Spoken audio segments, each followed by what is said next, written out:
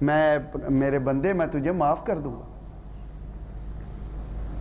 ولا ابالی، اور مجھے تیرے گناہوں کی کوئی پرواہ نہیں ہے. اللہ اپنے بندے سے محبت کرتا ہے، اللہ اپنے بندے سے محبت کرتا ہے. رسول اللہ صلی اللہ علیہ وسلم کے پاس صحابی آئے ابو طلحہ رضی اللہ تعالیٰ عنہ. آپ صلی اللہ علیہ وسلم فرما رہے ہیں میرے ساتھی تو نے کون سا عمل کیا ہے؟ اللہ اکبر. وہ کہتے ہیں اللہ کے پیارے نبی صلی اللہ علیہ وسلم کوئی ایسا عمل نہیں. کل آپ کے پاس آیا، آپ نے کہا کہ میرے پاس ایک مہمان ہے، اسے کون جو ہے کھانا کھلائے گا؟ میں اس مہمان کو لے گیا، گھر جا کے بیوی سے پوچھا کچھ کھانے کو ہے؟ اس نے کہا ہم صبر کر کے سوئیں گے، بچوں کے لیے صرف کھانا ہے. انہوں نے کہا آج بچوں کو بھی سلا دو اور صرف مہمان کو کھانا کھلاؤ. اللہ اکبر. رسول اللہ صلی اللہ علیہ وسلم نے فرمایا ابو طلحہ تیری جو تو نے عمل کیا ہے اللہ کے نزدیک کتنا کتنا کتنا بڑا عمل ہے، کتنا عظیم عمل ہے کہ اللہ رب العزت مسکرا دیا. اللہ اکبر اللہ اکبر. اللہ نے قرآن اتار دیا وَيُؤْثِرُونَ عَلَىٰ أَنفُسِهِمْ وَلَوْ كَانَ بِهِمْ خَصَاصَةٌ. یہ اپنے اوپر دوسروں کو ترجیح دیتے ہیں میرے بندے، اگرچہ خود کتنی ضرورت مند ہوتے ہیں. اللہ کو پتہ ہے کہ انسان خود تکلیف کتنی برداشت کر سکتا ہے. اپنی اولاد کو بھوکا نہیں دیکھ سکتا. انسان اپنی اولاد کی بھوک کے لیے دوسروں کو قتل کرنے پہ آمادہ ہو جاتا ہے. اور کہاں پہ یہ کیفیت ہے کہ وہ اپنے بچوں کو بھی بھوکا رکھ رہے ہیں. اللہ رب العزت اس عمل کے اوپر مسکرا رہا ہے. اللہ رب العزت ہر چیز کو دیکھ رہا ہے.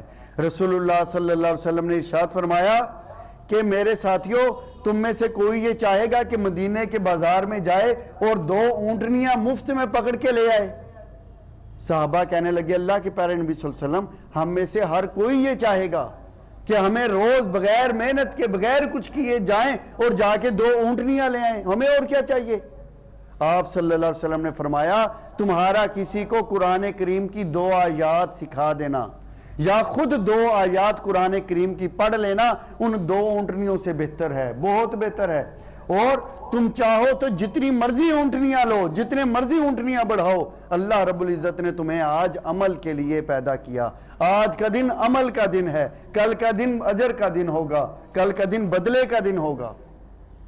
اللہ رب العزت نے رسول اللہ صلی اللہ علیہ وسلم کو حدیث مبارکہ ہے کہ آپ نے فرمایا کہ رات کو سوتے ہوئے 2 بندے آئے، آ کے مجھے لے کے درخت کے اوپر گئے، وہاں سے آگے لے گئے اور وہاں جا کے ایک گھر میں داخل کیا. وہ گھر جس کی خوبصورتی اتنی حسین تھی کہ ویسا گھر میں نے نہیں دیکھا کہ جس کے برابر کچھ ہو ہی نہیں سکتا. آپ صلی اللہ علیہ وسلم نے فرمایا کہ یہ کس کا گھر ہے؟ بتایا گیا کہ یہ اس کا گھر ہے جو اللہ کے راستے میں شہید ہوتا ہے. اللہ اکبر. میرے بھائیوں اللہ رب العزت اپنے بندے کو معاف کرنا چاہتا ہے، وہ بار بار بہانے تلاش کر رہا ہے. حدیث مبارک ہے کہ جس وقت ایک انسان اللہ رب العزت سے یہ کہتا ہے کہ اللہ مجھے آگ کے عذاب سے بچا، آگ کے عذاب سے بچا، اللہ فرشتے سے پوچھتا ہے کیا میرے بندے نے آگ دیکھی؟ اللہ نہیں دیکھی. اگر یہ آگ کو دیکھ لیتا تو کیا کہتا؟ اللہ یہ صرف ہر وقت آگ ہی سے سارے اعمال ایسے کرتا جو تیری رضا کے ہوتے. تو پھر تم گواہ رہنا میں اپنے بندے کو آگ سے پناہ کا فرمان جاری کرتا ہوں. ایک بندہ وہ یہ کہتا ہے کہ اللہ مجھے جنت دے، مجھے جنت دے، مجھے جنت دے.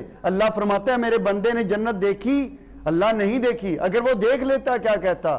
اللہ ہر وقت جنت کی تمنا میں مگن رہتا، ہر وقت تجھے راضی کرنے کے لیے مگن رہتا. تم گواہ رہنا میرے بندے نے میرے اوپر یقین سے جنت مانگی ہے کہ اللہ مجھے دے گا. اللہ رب العزت کہتا ہے تم گواہ رہنا میں اسے جنت دینے کا اعلان کرتا ہوں. اللہ رب العزت اپنے بندوں سے بہت محبت کرتا ہے.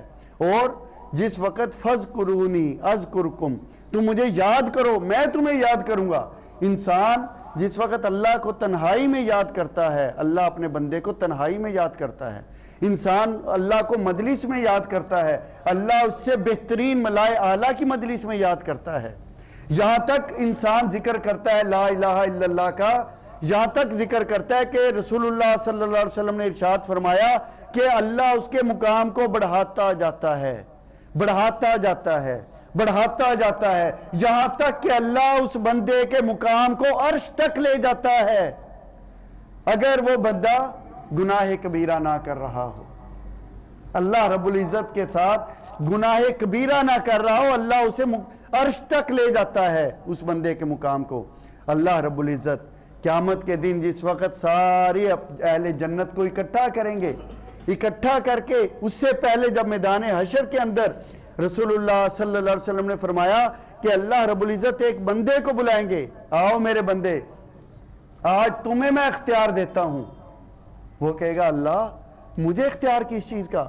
میرے بندے تو نے طاقت کے باوجود تو نے غصے پہ کنٹرول رکھا، تو نے میرے حکم کو مانا، تو نے میری خاطر غصے کو روکا، آج میں تمہیں حور عین کا اختیار دیتا ہوں، حسین ترین جنت کی حوروں میں سے جس حور کو چاہو تم سلیکٹ کر لو، تم اسے جو ہے جسے پسند کرو اسے لے جاؤ۔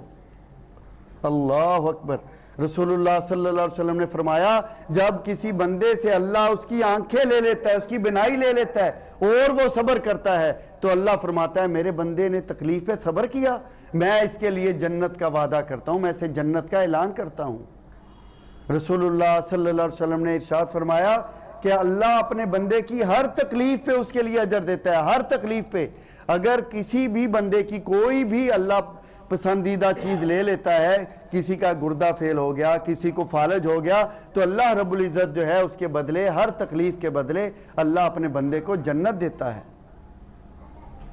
رسول اللہ صلی اللہ علیہ وسلم نے فرمایا کہ قیامت کے بعد جس وقت اہل جنت جنت میں اکٹھے ہو جائیں گے اور دوزخیوں کو دوزخ میں ڈال دیا جائے گا، اللہ رب العزت کی اس جنت کے اندر جہاں پہ انسان سانس باہر لے گا سبحانک اللہم، اور جب اندر لے گا وآخر دعوانا ان الحمدللہ رب العالمین، الحمدللہ الحمدللہ الحمدللہ، اور وہاں پہ اللہ رب العزت کا دیدار کریں گے۔ اور دیدار جس وقت صحابہ کہنے لگے اللہ کے پیارے نبی صلی اللہ علیہ وسلم ہم کیسے کریں گے، ہم تو بہت پیچھے ہوں گے، اتنے لاکھ نبی، پھر اتنے بڑے بڑے عظیم المرتبت لوگ ہوں گے، شہداء ہوں گے۔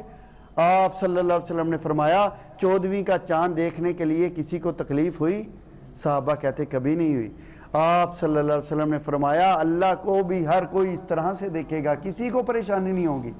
وہاں پہ اللہ رب العزت سلام قولا من رب رحیم، سلامتی بھیجے گا ان کا رب جو رحمان ہے، ہر اپنے جنتی کو اللہ سلامتی بھیجے گا۔ اللہ اکبر۔ اور وہاں پہ اللہ رب العزت ان سے حال احوال پوچھے گا، پھر وہاں پہ پوچھے گا اے میرے جنتیوں بتاؤ تمہیں کوئی تکلیف؟ نہیں اللہ کوئی تکلیف نہیں۔ تمہیں کچھ اور چاہیے؟ اللہ کچھ نہیں چاہیے۔ اچھا جاؤ میں اپنی طرف سے تمہیں ایک بات دینے کا اعلان کرتا ہوں۔ اہل جنت کہیں گے اللہ کیا چیز؟ اللہ رب العزت فرمائیں گے آج سے میں تمہیں اپنی رضا دینے کا اعلان کرتا ہوں، آج کے بعد میں تم سے ناراض نہیں ہوں، تم جو بھی عمل کرو آج کے بعد میں تم سے ناراض نہیں ہوں۔ صحابہ کرام رسول اللہ صلی اللہ علیہ وسلم فرماتے ہیں کہ اگر موت ہوتی تو انسان خوشی سے مر جاتے وہاں پہ جس وقت وہ یہ سنیں گے۔ جس وقت اہل جنت کوئی بھی پھل توڑیں گے اس کی جگہ فوراً دوسرا اگایا کرے گا۔ آپ صلی اللہ علیہ وسلم نے فرمایا اگر اللہ رب العزت اس دنیا کے اندر جنت کا ایک پھل بھیج دے، جنت کا صرف ایک پھل بھیج دے اور پوری دنیا اسے کھاتی چلی جائے، پوری دنیا کے انسان آئیں زندہ ہوں کھاتے رہیں مر جائیں، پھر نئی نسل ہو کھاتے رہیں مر جائیں، پوری دنیا اسے کھاتی رہے، جنت کا پھل ایک پھل ختم نہیں ہوگا۔ ایک موقع پہ رسول اللہ صلی اللہ علیہ وسلم نماز پڑھ رہے ہیں، نماز پڑھتے پڑھتے آپ نے ہاتھ آگے بڑھایا اور پھر پیچھے کھینچ لیا۔ صحابہ نے بعد میں پوچھا کہ آپ نے نماز کے اندر ہاتھ آگے بڑھا کے پیچھے کر لیا؟ اللہ اکبر۔ آپ صلی اللہ علیہ وسلم نے فرمایا کہ اللہ نے جنت کا ایک پھل قریب کر دیا، میں اسے پکڑنے لگا، پھر میں نے کہا نہیں، جنت کا پھل جس پھل کو آپ صلی اللہ علیہ وسلم نے فرمایا کہ پھر میں نے اسے نہیں پکڑا، اگر میں پکڑ لیتا پوری دنیا کھاتی چلی جاتی، پوری دنیا کھاتی چلی جاتی، وہ ختم نہ ہوتا۔ میرے بھائیوں اللہ اپنے بندوں کو دیکھتا ہے، وہ اللہ اپنے بندوں کی خوشبو کو سونگھتا ہے۔ حدیث مبارکہ ہے کہ اللہ رب العزت کو بہت پسند ہے وہ خوشبو جو انسان کے منہ سے نکلتی ہے روزے کی حالت میں، اللہ کو وہ تم اسے بدبو سمجھتے ہو، اللہ اس محبت کو جانتا ہے جس محبت کی وجہ سے انسان پورا دن بھوکا رہا، پیاسا رہا، اللہ رب العزت کے لیے وہ تمہارے نزدیک بدبو ہے، لیکن اللہ اس محبت کو محبت کی نظر سے جب دیکھتا ہے تو اللہ کے ہاں اس کا مقام ہی بہت بلند ہے۔ اللہ سے دعا ہے کہ اللہ ہمیں اپنی محبت عطا فرمائے، اللہ ہم سب سے راضی ہو جائے، اللہ ہم سب کو جنت الفردوس میں اکٹھا کرے۔ وآخر دعوانا ان الحمدللہ رب